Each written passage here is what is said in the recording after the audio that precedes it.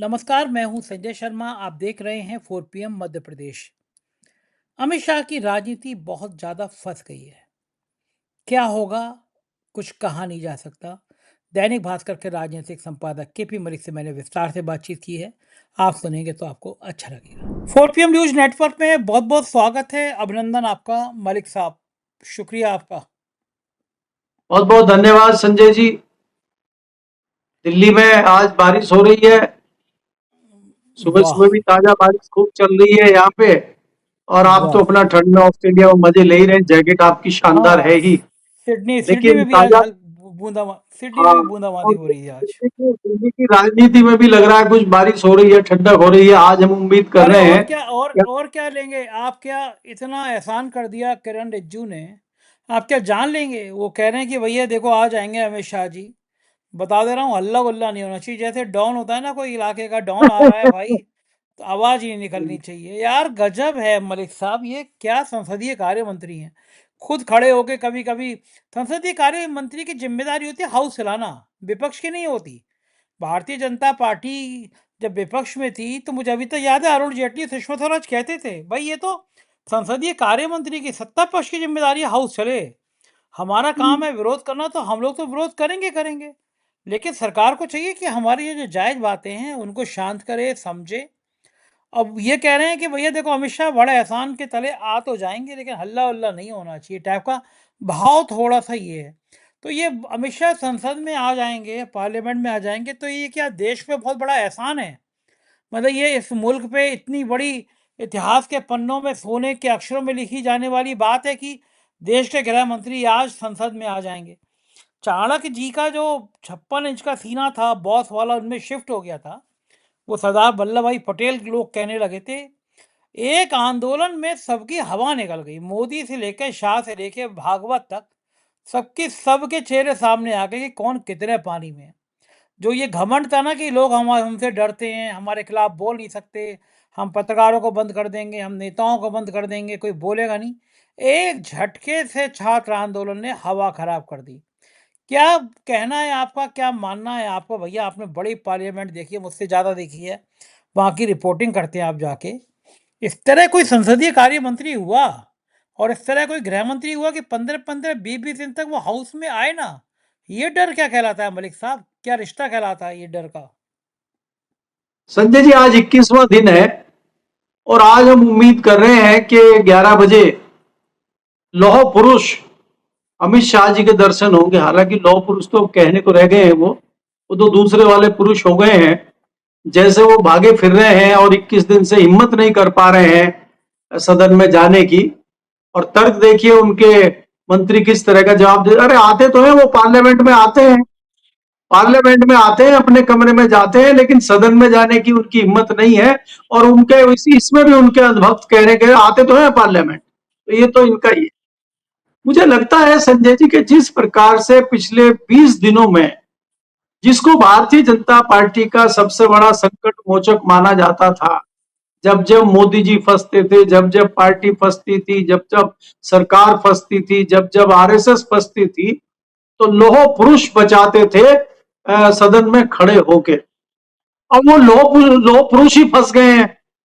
अब वो जब लोह पुरुष फंस गए हैं तो उनको बचाने की हिम्मत हमारे जो है महामानव प्रधानमंत्री भी नहीं कर पा रहे हैं, वो खुद ही गायब है।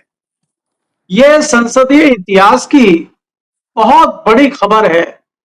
और इसको आप कहिए दुर्भाग्य ही है ये कि भारत के संसदीय इतिहास में पहली बार है कि देश के गृह मंत्री और देश के प्रधानमंत्री नदारद हैं और विपक्ष कह रहा है कि भाई आइए गृह मंत्री जी, कुछ बताइए किस लिए संसद चल रही है। ये तो संसद को संजय जी ऐसे ले रहे हैं जैसे घर में आपके अनजाना कोई मेहमान आ जाए ना, जिसको आप ना चाहते हो आए, अरे अब ये भी आ गया, इसका भी करना पड़ेगा क्या। तो ऐसा हो गया, हो ये तो मानसून सत्र का समय आ गया, अच्छा इसको भी झेलना पड़ेगा क्या, मानसून सत्र को। ये झेल रहे हैं क्योंकि बिल तो ये पर्दे के पीछे से पास करा लेते हैं, बिल तो इनके हो ही रहे हैं, उसकी चिंता इनको नहीं। आप देखिए जुमला कितना बढ़िया है संजय जी, कि विपक्ष के सांसद, विपक्ष के लोग पार्लियामेंट में ढूंढ रहे हैं अमित शाह जी को, सवालों का थैला लेके। और अमित शाह जी नोटों का थैला लेके सांसदों को ढूंढ रहे हैं मुंबई में, और दूसरी जगह में विपक्षी सांसदों को ढूंढ रहे हैं कि आइए अंदर आ जाइए और थैला ले जाइए।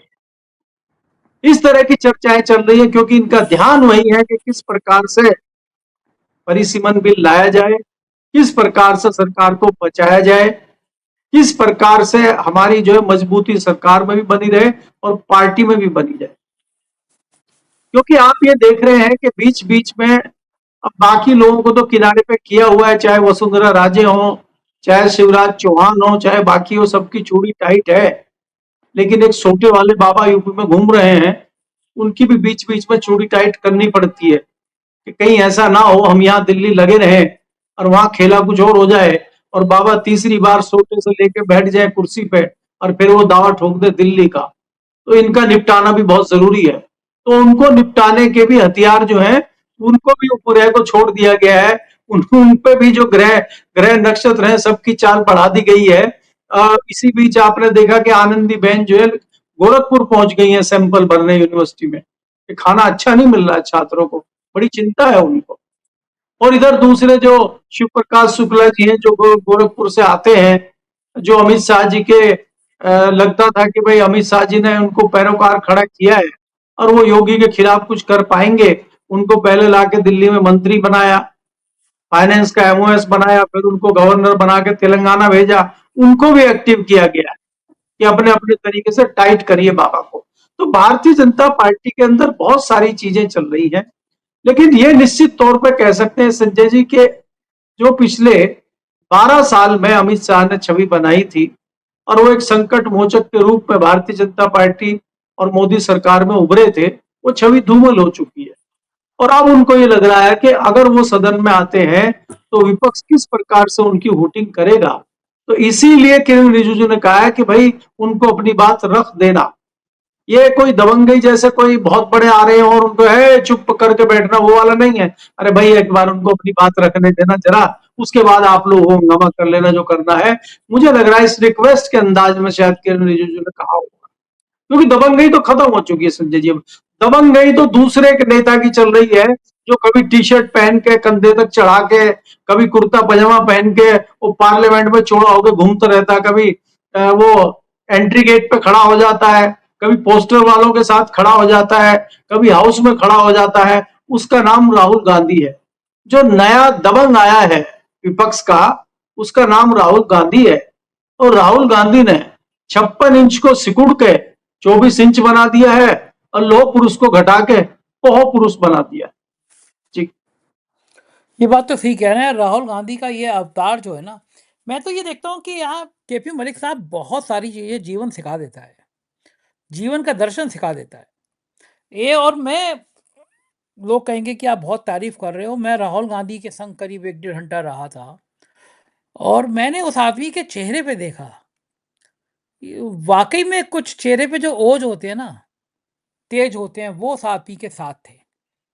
और इतनी ईमानदारी के साथ अपनी बात कहना, ये मान लेना कि कमी कहाँ-कहाँ है, बहुत कम लोगों में होती है। कहाँ होती है कमी? आदमी ये स्वीकार कर लेता है कि अरे नहीं, हम तो सब कुछ हैं। लेकिन उस बातचीत ने मुझे कई सारी चीज़ें प्रभावित की हैं। और फिर जब वो मेरा पूरा किस्सा सुन रहे थे कि किस तरह यूपी सरकार पीछे पड़ी रही, एक के बाद एक घटनाएँ करती रही, कभी ये जाँच, कभी वो जाँच। तो हँसे राहुल गांधी, मुझसे कहा उन्होंने कि यूपी सरकार ने आपको उसी तरह प्रसिद्ध कर दिया जैसा आरएसएस ने मुझे कर दिया। मुझसे कहा राहुल गांधी ने कि जिस तरह आरएसएस मेरे पीछे पड़ा। वो हंसते हुए, बिल्कुल मजाक में, कोई द्वेष नहीं, कोई समस्या नहीं। बोले ऐसी आपको उन्होंने प्रसिद्धि दे दी। मैं कहा ये बात तो सही है राहुल जी, जहाँ तक मैं आज पहुँचा, अगर ये पूरी सरकार मेरे पीछे ना लगी होती, जितनी एजेंसियां हैं, इनकम टैक्स, ईओडब्ल्यू, ईटी, मेरे ऑफिस पे हमला, मेरा सरकारी मकान पुलिस वालों से लाके खाली कराना, सब कुछ, एक पिक्चर बनाई वो भी सेंसर बोर्ड ने रोक दी, रिव्यू कमेटी के लिए भेज दी। ये सारी चीज़ें मैं जो करता हूँ, चैनल दो दो बार बंद, कभी सुप्रीम कोर्ट जाना पड़ रहा है, सुप्रीम कोर्ट ने खोला, कभी हाई कोर्ट ने खोला। जितने प्रयोग हो सकते हैं ना, मैं तो लेबोरेटरी बना दिया 4 PM इन्होंने, हर प्रयोगशाला। बल्कि मैं वो दो लाइनें कहता हूँ कभी कभी, ऐसा लगता है मानो जिंदगी को हर इंसान के लिए मेरा पता याद है। लेकिन वो राहुल गांधी वाली बात कि अगर ये सब इतना नहीं करते तो आज इतना नहीं होता कि मैं सिडनी में गया, ड्राइवर बैठा, मैंने उबर मंगाई और गाड़ी ड्राइवर बैठती है पलट के मेरी तरफ देखा, पूरा संजय शर्मा है ना, वो मैं वीडियो भी दिखाऊंगा आपको। तो सिडनी की सड़क पे एक अनजान सा आदमी, एक ड्राइवर भी मुझे पहचान रहा है, तो इससे बड़ा बात शुक्रिया 10-10 बार, हजार-हजार बार मोदी जी और योगी जी का, कि डंडा लेके मेरे पीछे ना पड़ते तो मैं इतना पड़ता नहीं। मैं राहुल गांधी की बात कर रहा था, मलिक साहब। एक आदमी जिसको पप्पू साबित करने के लिए सैकड़ों हजारों करोड़ रुपए खर्च कर दिया, आरोप संघ पे लगे, बीजेपी पे लगे, कारपोरेट मीडिया पे लगे, रजत शर्मा जैसे लोगों पे लगे और बाकी पूरी भाड़ मीडिया पे लगे, कि उस आदमी को पप्पू पप्पू कह दिया गया। उसके बयान को तोड़ फोड़ करके देखा कि कुछ नहीं बोला वो आदमी। उसने कहा कि मुझे कुछ बोलना ही नहीं है, बस मुझे अपने कामों से जवाब देना है। आप सोचो, मुझ पे कोई अगर दो कमेंट करता है तो मुझे भी गुस्सा आती है कि यार एक कमेंट मैं भी कर दूं इसका। हालांकि बहुत शांत रहना सीख गया हूँ, पिछले दोनों एक साहब जो हैं वो भड़बड़ा रहे थे, लेकिन मैंने कोई जवाब नहीं दिया। मुझे लगा कि वही वाली कहावत सही है कि हाथी चलता रहता है और बाकी लोग भौंकते रहते हैं, तो मैं आजकल जवाब नहीं देता। लेकिन थोड़ा गुस्सा तो आता है, चेहरे पे भी दिखता है, बातचीत पे भी लगता है। लेकिन राहुल गांधी ने कुछ नहीं कहा, और जब वो उन्होंने कन्याकुमारी से कश्मीर तक की यात्रा निकाली, कड़कड़ाती ठंड में हाफ टी शर्ट में निकाली, तो पसीने छूट गए ठंड में पूरी बीजेपी के। हमारे यहाँ के जो डिप्टी सीएम है ब्रजेश पाठक जी, उन्होंने कहा कि हम एक कमेटी बना रहे हैं जानने के लिए कि राहुल गांधी को ठंड क्यों नहीं लगती। तो वो कमेटी जो है, वो कमेटी वो वैसी बनी जैसी अयोध्या में जिन अफसरों ने ज़मीनें खरीदी थी माँ बाप सास ससुर के नाम, उनकी जांच के लिए कमेटी बनी और कमेटी ठंडे बस्ते में चली गई। जिस तरह कमेटी बनी चंदा चोरी को जांच करने के लिए और चंदा चोर चंपत राय को बचाने के लिए पूरी कमेटी लग गई। ये भी कुछ ठंड वाली कमेटी ऐसी थी। लेकिन राहुल गांधी की इस यात्रा ने, जो आप शब्द इस्तेमाल कर रहे हैं रंगबाज, पार्लियामेंट में रंगबाज क्या होता है और 56 इंच का सीना क्या होता है, ये राहुल गांधी ने दिखा दिया। एक अकेले राहुल गांधी के डर की वजह से मोदी नहीं आ रहे हैं हाउस में, अमित शाह नहीं आ रहे हैं 15-15 दिन से। तो राहुल गांधी ने दिखा दिया कि ईमानदारी से सच की लड़ाई क्या होती है और नैतिकता की लड़ाई क्या होती है और आत्मबल क्या होता है। ये तो राहुल ने दिखा दिया। अब मुझे ये बताइए, राहुल गांधी की अगर यही स्पीड रही, छात्रों के साथ जिस तरह वो खड़े हो गए, प्रयागराज में परमिशन कैंसिल पर करी फिर दी गई, लेकिन राहुल गांधी डरने वाले लोगों में से नहीं। नई पार्लियामेंट में खड़े हो गए बारिश में भीगते हुए, तो सुना है कि वो वहाँ पोर्च बनाने के आदेश दे दिए गए कि भैया जहाँ राहुल खड़े हो रहे हैं, पूरी सरकार लेंस लगा के देख रही है कि राहुल गांधी कर क्या रहे हैं। राहुल गांधी क्या अमित शाह को इतनी जल्दी वॉक ओवर दे देंगे पार्लियामेंट में? किरण रिजिजू ने 2-3 बार मुलाकात करी है, 1-1 घंटे मुलाकात करी है, सुना है हाथ पैर जोड़ने की, इस बार तो हमारे बॉस को माफ़ कर दीजिए वरना मेरी नौकरी चली जाएगी। वो लोग किरण रिजिजू का वो वाला वीडियो निकाल निकाल के वायरल कर रहे हैं जिसमें किरण रिजिजू शैंपेन खोल रहे हैं और वो किरण रिजिजू बीफ खाने की बात कर रहे हैं। शैंपेन खोलने वाला स्टाइल तो मुझे बड़ा बढ़िया लगा। एक तो स्मार्ट है किरण रिजिजू, स्लिम ट्रिम टाइप के हैं, मतलब मोटे नहीं हैं, और वो शैंपेन खोल रहे हैं तो मुझे अच्छा लगा। मैं आऊँगा आपकी से दिल्ली में, तो आप तो पीते नहीं है, लेकिन एक शैंपेन मुझे गिफ्ट कीजिएगा, मैं भी ऐसी शैंपेन खोल के पी लूँगा आपकी तरफ से, किरण रिजिजू के जी जी स्टाइल में जी। पीऊँगा कि किरण रिजिजू एक तरफ मैं वीडियो चलाऊँगा, किरण रिजिजू शैंपेन खोले, एक तरफ मैं शैंपेन खोल रहा हूँ। लेकिन अच्छा है, जी, जरूर। इतना रंगबाज कोई तो मंत्री होना चाहिए। लेकिन राहुल गांधी का इलाज क्या है? कैसे इलाज करें? कैसे रोकें इस आदमी को? अमित शाह, मोदी ने क्या सब तो कर ली, ईडी लगा दी और धमकी दे दी, सब कुछ तो कर लिया, अब रोकेंगे कैसे राहुल गांधी को? देखिए संजय जी, ये जो आपने अभी बहुत सारी व्याख्या की है और खासकर राहुल गांधी के बारे में जो चीजें कही है, पहले तो मैं एक छोटा सा आपको ये बता देता हूं कि जो आप पार्लियामेंट की बात करते हैं, ये पार्लियामेंट लगभग 1930 के लगभग 27-26 में इस तरह से बनकर तैयार हो गई थी अंग्रेजों के जमाने में। और उसमें भी बहुत अच्छा पोर्च बना हुआ है, बड़ा पोर्च बना हुआ है, क्योंकि उनको भी पता था, उस समय के इंजीनियरों को भी पता था कि बारिश होगी, लोग गाड़ी से उतरेंगे, अंदर जाएंगे। लेकिन आज के जो इंजीनियर हैं, खास इंजीनियरों की आप कमी देख रहे हैं। आपके यहाँ हाईवे किस प्रकार के बन रहे हैं, पुल किस प्रकार के बन रहे हैं। पार्लियामेंट में 2 बार पानी भर चुका है, इस सेशन में भी खबरें आई हैं कि पार्लियामेंट में पानी भर गया है। तो ये तो इनकी उपलब्धता है। और अब इनको याद आया है कि जहां से सांसद मंत्री एंट्री करते हैं वहां पोर्च होना चाहिए। इस पर तो खैर क्या ही बहस किया जाए। और संजय जी, आप बहुत ही एक इस तरह की चीज पर विचार करिए आंखें बंद करके, और सोचिए आप, राहुल गांधी प्रयागराज जाते हैं, प्रयागराज में युवाओं का, बच्चों का प्रोग्राम होता है आईआईटी में, और ट्रेनें रोकी जा रही है, ट्रेनें चेक की जा रही है, भाई कहाँ जा रहे हो, क्या जा रहे हो, खींच खींच के युवाओं को उतारा जा रहा है। इतनी घबराई हुई है सरकार, पहले जल्दबाजी में परमिशन रद्द कर देती है, फिर परमिशन देती है बौखलाहट में।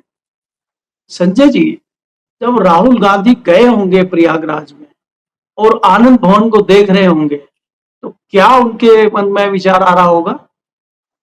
भाई उनकी पुश्तैनी हवेली है वो, भले ही जवाहरलाल नेहरू ने दान कर दी हो, कितना बड़ा दान किया होगा, उन परिस्थितियों में जवाहरलाल नेहरू इतने सालों तक जेल में रहे।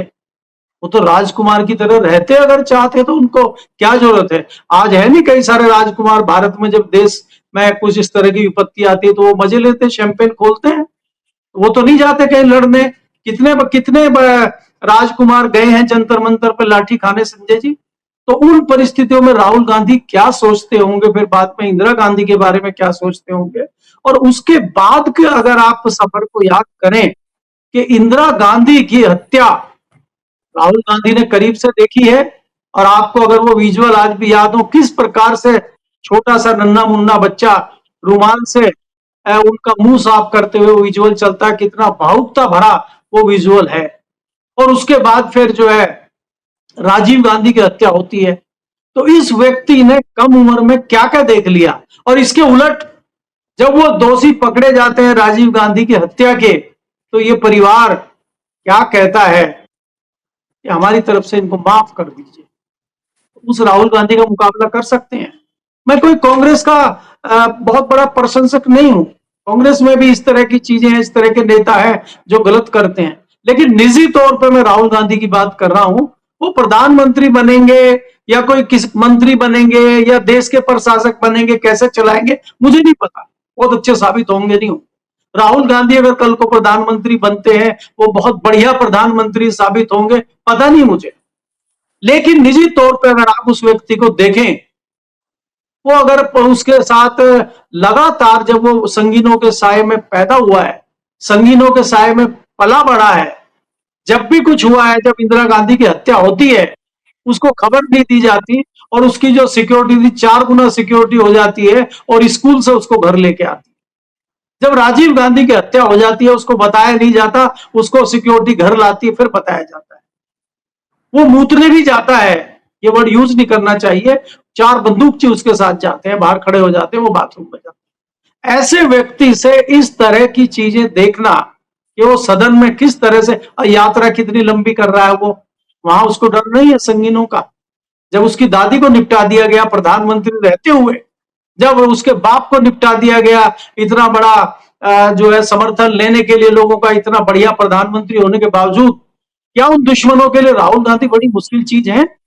लेकिन डर तो उसके खौफ पे, हमें उसके चेहरे पर डर का खौफ दिखाई नहीं देता संजय जी।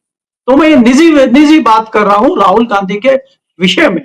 अब उस राहुल गांधी के पास खोने के लिए आज के सदन में क्या है?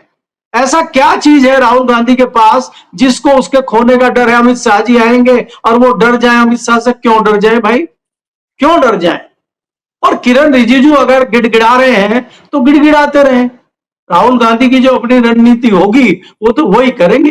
वो तो उन्होंने जो रणनीति बनाई होगी कि भाई हाउस में जैसे ही लौह पुरुष अवतरित होंगे 11 बजे, तो हमारा जो निर्णय है हम वो करेंगे, और दिखा दिया उन्होंने।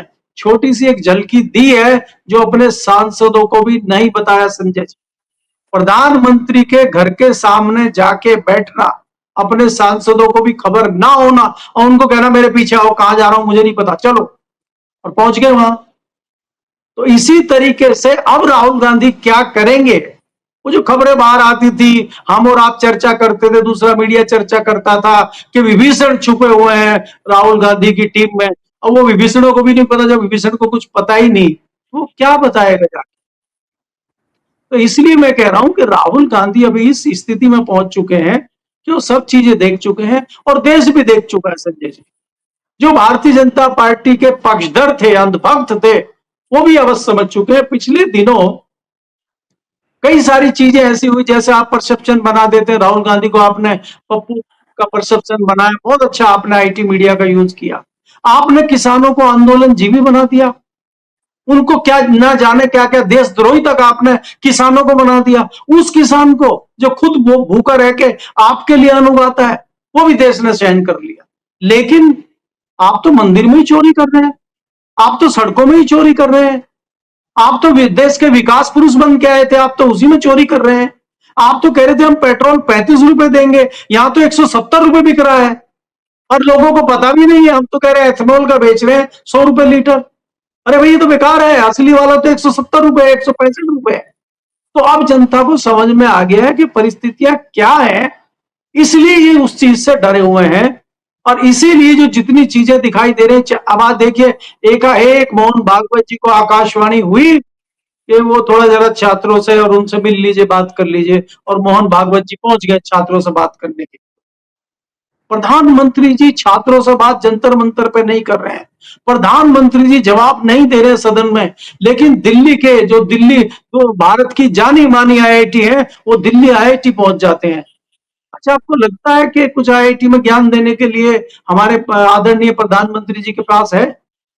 आईआईटी में कुछ ज्ञान दे सकते हैं? वो दे दिया उन्होंने कि मैं कोई वो थोड़ा ही हूँ, बाबा बाबा बालकनाथ थोड़ी हूं मैं जो मैं ज्ञान दे दूं। बागेश्वर। आकाशवाणी का नहीं, बाबा बागेश्वर हैं वो, लेकिन उनको थोड़ा बालक ही है, वो भी तो बालक है, बालक बुद्धि भी है वो, तो वो थोड़े ही। अब वहां आप वहां जाके आईआईटी में क्या आप धार्मिकवाद को बढ़ावा देना चाहते हैं, उलझा देना चाहते हैं उस मैटर को भी? यही आपको आता है? तो अब जनता समझ चुकी है संजय जी, अब कुछ बचा नहीं है। इसीलिए लोग जो है जान चुके हैं कि क्या होने वाला है, और इसी से गदगद विपक्ष भी है और इसी से गदगद राहुल गांधी भी है। क्योंकि राहुल गांधी की चीजें जो इन्होंने बनाई थी, जो तस्वीर घड़ी थी, वो तस्वीर मिट चुकी है और असली राहुल की तस्वीर सामने आ चुकी है। अब इसीलिए ये घबराए। जी। ठीक बात है मलिक साहब। और दूसरी बात मैं ये देख रहा हूँ, छात्रों का गुस्सा केवल भारत से जो शुरू हुआ वो पूरी दुनिया में फैल गया। जंतर मंतर के आंदोलन ने पूरी सरकार हिला दी, हम देख ही रहे हैं। उसके बाद झारखंड में भी ये मुद्दा शुरू हुआ और ख़राब तरीका है, झारखंड के छात्रों पे भी लाठीचार्ज हुआ, पानी की बौछारें छोड़ी गईं। सरकारों को ये नहीं भूलना चाहिए कि छात्र शक्ति वो होती है जिसके आगे सरकारें हिल जाया करती हैं। लेकिन ये अहंकार का नमूना सबसे पहले हमारे विश्व गुरु जी ने दिया, प्रधानमंत्री जी ने दिया कि उन पे पानी के गोले छोड़े, फुहारें छोड़ी गईं, वहाँ उन पे लाठीचार्ज कराया गया और बिहार में AK-47 तक चलवा दी गई, गोली चलवा दी गई और नतीजा ये हुआ कि पूरी दुनिया में रिएक्शन हुआ। मलिक साहब, मैं सिडनी में था, एक इंडिया का स्टोर है, वहाँ पे इंडिया का सामान मिल जाता है। मैं वहाँ गया तो मैं वहाँ ब्लॉग बना रहा था कि ये देखो इंडिया का स्टोर है, सामान है। तो दुकान वाले मालिक ने मुझसे पूछा आप क्या ब्लॉगिंग करते हैं? तो मैंने बताया, तो वो मेरा चैनल देखने लगा जितनी देर में मैं सामान देख रहा था। तो बोले अरे आप तो पॉलिटिकल बातें भी करते हैं, आप तो एंटी नेशनल हैं। तो मैं हंसने लगा। तो वहाँ पे 2-3-4 नौजवान खड़े थे। बोले आप क्या पॉलिटिकल कमेंटेटरी करते हैं? मैंने कहा हाँ, मैं पॉलिटिकल कमेंटेटर हूँ। पहला सवाल था कि आप छात्रों के मूवमेंट में गए थे, आंदोलन में गए थे?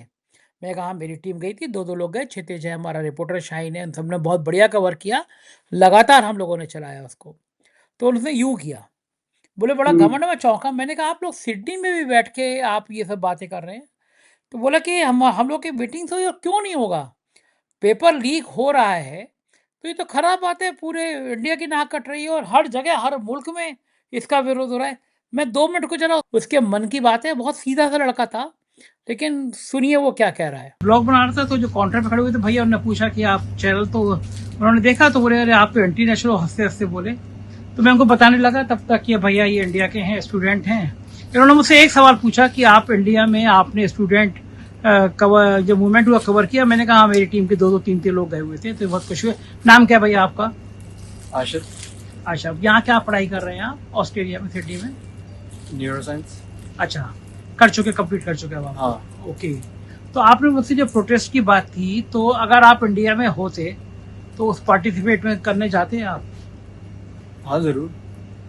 क्या चीज़ आपको लगी उन स्टूडेंट्स की कि वो बिल्कुल हक की बात कर रहे हैं, लड़ाई लड़ रहे हैं? क्या लगा आपको? नहीं, अगर पेपर लीक्स हो रहे हैं तो जाना चाहिए, जाहिर सी बात है, कोई गलत बात नहीं है। अगर आप सही इश्यूज उठा रहे हो तो गलत बात नहीं है। तो आप जो हो यहाँ सिडनी में हो, इंडिया के बहुत सारे बच्चे यहाँ पढ़ते हैं, तो जब आप नौजवान हो, आपस में बात करते हो, तो फिर क्या क्या बातें होती हैं आपस में इंडिया के स्टूडेंट्स को लेकर, नौजवानों को लेकर? ज़्यादा तो कुछ ऐसी बातें नहीं होती, बट वही अगर पेपर लीक्स और अगर किसी कोई पढ़ाई कर रहा है काफ़ी सालों तक और अगर पेपर लीक हो तो उनके साल बर्बाद हो जाते हैं, तो ये काफ़ी गलत बात है अगर स्टूडेंट्स के साथ ऐसा हो रहा है। तो आप ये मानते हो इस प्रोटेस्ट ने पूरे दुनिया में जहां जहां इंडिया नौजवान है, इंडिया के बच्चे हैं, वहां पे ये बात पहुंचाई है, ये संदेशा पहुंचाया है कि नहीं होना चाहिए पेपर लीक, इस तरह नहीं होना चाहिए?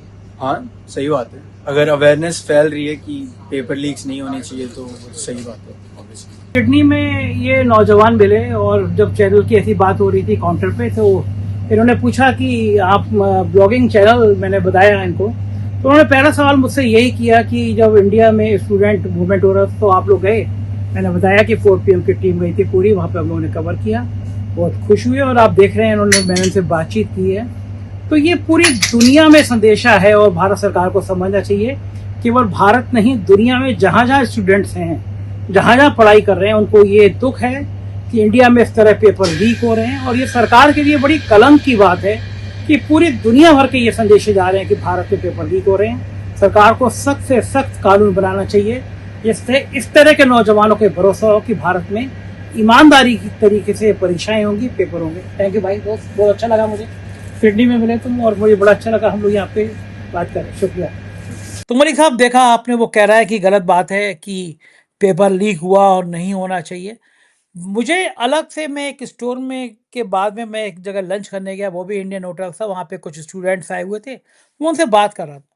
उन लोगों ने बताया कि कनाडा, अमेरिका, हर इंग्लैंड, हर जगह के जहाँ इंडियन स्टूडेंट हैं वो लोग मीटिंग्स की हैं उन्होंने, और बड़ी आलोचना करी है। यानी विश्व गुरु को अंदाजा नहीं हुआ होगा, या इंटेलिजेंस ने अगर रिपोर्ट दी होगी तो समझ में आया होगा कि पूरी दुनिया में जहां जहां नौजवान पढ़ रहे हैं, वहां वहां इस बात की चर्चा हो रही है कि इन महाशय जी ने कारनामे क्या किए, पेपर लीक हुआ, बेरोजगारी बढ़ाई और फिर किस तरह धोखा दिया गया। और मेरा बेटा बता रहा था उसके संग के जितने स्टूडेंट्स हैं वहाँ पे, इंजीनियरिंग करके आए हैं, नौकरी कर रहे हैं, सबने ग्रुप बनाया बाकायदा, आपस में वो कर रहे हैं कि शर्म आनी चाहिए गवर्नमेंट को। और गवर्नमेंट अभी भी उन लड़के लड़कियों को, खासतौर से लड़कियों को परेशान कर रही है जिन्होंने जंतर मंतर में प्रदर्शन किया। कैसे होश आएगा इन सरकारों को कि नौजवानों से टकराना बहुत भारी पड़ जाएगा। संजय जी, देखिए, अगर आप देखें, जो भारतीय जनता पार्टी का आईटी सेल है या भारतीय जनता पार्टी की सरकार की जो रणनीति है, वो लगभग 15-17 साल पुरानी है। और पिछले इस 15-17 साल में बहुत सारी चीजें बदली हैं। चाहे आप सोशल मीडिया को देखिए, चाहे आप हम और आप अपना क्षेत्र देख लें। अब बताइए, हमने 91 में दूरदर्शन से शुरू किया था, सोचा भी नहीं था। एक ओबी वैन लगती थी, बड़ा ट्रक आता था, उसमें 12 टायर लगते थे, और आज हम खाली फोन से ये लाइव कर ले रहे हैं। ये टेक्नोलॉजी बदली है। तो पिछले पिछले दिनों में अखबार भी बदले हैं, चैनल भी बदले हैं, और बड़े बड़े चैनलों की, बड़े बड़े मीडिया हाउस की क्या हालत हो गई है, ये भी आपके सामने है। बहुत तेजी से चीजें बदली हैं, लोगों के विचार भी बदले हैं। ये जो युवा आए हैं, जो पिछले 15 साल में, 20 साल में पैदा हुए हैं, ये मोबाइल हाथ में लेके पैदा हुए हैं संजय जी। हम लोगों ने तो मोबाइल बहुत बाद में देखा, और वो कीपैड वाला मोबाइल देखा और सोचा है खाली बात करने का माध्यम है। हमारे लिए वो भी बड़ी बात थी, क्योंकि पिताजी दादाजी ने वो भी नहीं देखा था। तो इसलिए ये जो चीजें हैं, बहुत तेजी से ये नेटवर्क बनाते हैं, बहुत तेजी से चीजों को समझते हैं। भारतीय जनता पार्टी फिलहाल इसको नहीं समझ पाई, और वो पुराने पैटर्न पे चलती रही। दूसरा क्या इश्यू देखते हैं आप, कि एक इश्यू होता है जनहित में, एक इश्यू होता है निजी हित में। तो यहाँ निजी हित किसी का नहीं है। मैं आपको बार बार कहता हूं कि ये युवा हैं, ऐसे युवा हैं कि कुछ ने परीक्षा दे दी है, कुछ परीक्षा देने वाले हैं, कुछ परीक्षा दे चुके हैं, और जो पैदा हो रहे हैं, जो 10 साल के हैं, वो देने वाले हैं आगे। तो सबको चिंता है, और रिमोट इन्हीं के हाथ में है, हमारे आपके हाथ में कुछ है नहीं। माँ बाप बूढ़े हो गए, या वो धंधे पानी में लगे हुए हैं, या व्यस्त हैं। तो इसलिए ये नजरिया इनका बदल रहा है, और इनके पास टाइम बहुत है ये करने के लिए, और ये एक्सपर्ट है कि अपनी बात को किस प्रकार से तेजी से दूर तक पहुंचाए। ये सरकार उस चीज को समझ नहीं पाई, और समझेगी तब। तो आप पढ़े लिखे विद्वान होना चाहिए ना, उसके लिए तो कुछ डिग्रीधारी होना चाहिए आपको, उससे तो आपका दूर दूर तक कोई नाता है नहीं। दूसरी हाँ, बात यहाँ पर जो लेटेस्ट में संजय जी हम देख रहे हैं कि जो जंतर मंतर पे हुआ, और आप ये कल शाम को हमने देखा, कल दोपहर बाद जिस प्रकार से झारखंड की राजधानी रांची में भी विधानसभा पे उसी तरह का हुआ कि वहां भी लाठीचार्ज हुआ, और वहां पे भी वो पानी के टैंकर वो चलाए गए, पानी की वर्षा उनके ऊपर बच्चों की गई। मुझे लगता है कि ये जो नेता होते हैं, कि मुख्यमंत्री बनते हैं या मंत्री बनते हैं, ये चाटुकारों द्वारा घेर लिए जाते हैं, चाहे उसमें नौकरशाह हो चाहे दूसरे लोग हों, और वो इनकी जो है भट्टा बिठाने का काम करते हैं। आप बताइए, अगर कोई भी नेता होगा और कोई विरोधी उसके दर पे आता है, तो वो बुलाता है उनको कि भाई आप देखिए, आप 500 छात्र यहाँ धरना दे रहे हैं, आप अपने 10 साथी छांट लीजिए और 10 साथी आइए मेरे साथ लंच कीजिए और मुझे अपनी समस्याओं से अवगत कराइए, और हम उस पर डिसीजन लेते हैं, रास्ता निकालते हैं, सरकार आपके लिए है। लेकिन कैसे करें कि जिसने पर्चा लीक किया है, जो उसका पर्चाधारी है, जिसने माल बटोरा है, उसने ही तो इलेक्शन में माल दिया है, उसके खिलाफ कैसे करें? क्योंकि वो तो 500 करोड़ का आदमी है और ये 500 वोट हैं, तो दोनों में समझौता करना मुश्किल हो जाता है। ये जो चीजें हो रही हैं कि आज जो है क्या करें कि हिम्मत है झारखंड के मुख्यमंत्री इस बात पे एक्शन लेने के लिए, वो कहीं ना कहीं इस दबाव में है कि जिसने चंदा दिया है, कल को वो कुछ और चंदा तो नहीं दे देगा दूसरी जगह, ऐसा तो नहीं कि सरकार ही जाती रहे। लेकिन उनको ये नहीं पता कि सरकार तो वैसे भी जाएगी आपकी। और इसमें संजय जी जो पुराने नेता होते थे, जो हमारी बात होती है आज भी, कई सारे बुजुर्ग नेता जो 70 प्लस हैं, 80 प्लस हैं, वो कहते हैं कि ये फॉर्मूले बहुत सिंपल है अगर कोई राजनेता करना चाहे। हमने कहा कैसे? बोला इसमें सबसे बढ़िया बात है, सबको प्यार से पुचकार के बात कीजिए, नाश्ता पानी कराइए, उनको मीठी टॉफी दे दीजिए। मैंने कैसे? बोला भाई हम एक कमेटी बना दे रहे हैं और ये कमेटी रिपोर्ट देगी। बोला एसआईटी की कमेटी बनी, रिपोर्ट दे दी, मंदिर में कुछ हुआ? बोला अभी सीईओ की प्रतिक्रिया आ गई है कि सीईओ बनेंगे कौन मंदिर के, ये अपना काम पर्दे के पीछे कर रहे हैं, चोर डकैत तो गायब हो चुके, वहां जो डकैती हुई थी पता ही नहीं है किसने किया, यही कमेटी बना रहे हैं, यही चोरी कर रहे हैं, यही डकैती कर रहे हैं, यही बता भी रहे हैं कि डकैती हो गई, सब काम यही कर रहे हैं पर्दे के पीछे। तो जनता को मूर्ख बनाना बड़ा आसान है, इन नेताओं को बनाना नहीं आ रहा है। कमेटी बना दीजिए, कमेटी 6 महीने में 8 महीने में रिपोर्ट देगी। बोला किसानों की कमेटी बनी थी ना एमएसपी की, किसानों का जो आंदोलन हुआ था 2021-22 में, आज 5 साल हो गए, कोई रिपोर्ट आई कमेटी की? किसान आए दोबारा धरना देने के लिए? तो ये कुछ नेता ऐसे हैं जिनको कुछ पता ही नहीं। तो इसलिए संजय जी जो गलती हमें लगता है कि यहाँ लौह पुरुष ने और महामानव ने की थी, वही गलती हेमंत सोरेन ने वहां पे कर दी है। और मुझे लगता है कि अगर उनको कोई सद्बुद्धि आए और कोई सद्बुद्धि दे, जल्द से जल्द इसका निराकरण करें। और भाई युवाओं की परीक्षाएं लीक हो रही, युवाओं के ऊपर जुल्म हो रहा है, आप क्यों नहीं उनकी समस्या का हल करते? क्यों आप दुश्मनों के साथ लगे हुए हैं? क्यों आपको पार्टी के लिए इतना चंदा चाहिए? नंबर 2 का जो परीक्षा लीक करा के पैसा कमाया जाता है वो पार्टी हित में आप लगा रहे हैं। तो अब ये चीजों से आपको सोचना पड़ेगा, इस पर विचार करना पड़ेगा। और राहुल गांधी की बात अंत में यही है, आपको याद होगा कि भूमि अधिग्रहण बिल आया था और उसकी कॉपी प्रेस क्लब में राहुल गांधी ने अपनी सरकार के खिलाफ फाड़ी थी। ऐसे नेता भी कुछ उसी सत्ताधारी दल के अंदर होने चाहिए जो तुरंत एक्शन ले। क्या हेमंत सोरेन की सरकार में कोई ऐसा मंत्री होगा जो मुख्यमंत्री के निर्णय के खिलाफ खड़ा होगा? या भारतीय जनता पार्टी की सरकार में कोई ऐसी हिम्मत जुटा पाएगा जब उसको लग जाएगा कि लौह पुरुष भी खत्म हो गया है, महामानव के पसीने आए हुए हैं, तो कोई हिम्मत करेगा खड़ा होने की, या रिजिजू की तरह गिड़गिड़ाता रहेगा? जी ठीक कह रहे हैं, हालात यही हैं और देखना होगा कि अब राजनीति में होगा क्या, खास तौर से अमित शाह जी का। बहुत बहुत शुक्रिया, आपने समय दिया बातचीत की। ये थे केपी मलिक जी, पूरी बातचीत आपने सुनी, मुझको यकीन है बातचीत आपको पसंद आई होगी। अपनी राय से जरूर अवगत कराइएगा। क्या समझते हैं आप अमित शाह के इस रोल के बारे में? भारतीय जनता पार्टी के सबसे ताकतवर नेता का ये हाल क्यों हुआ? जरूर कमेंट करके बताइएगा, मुझे इंतजार रहेगा।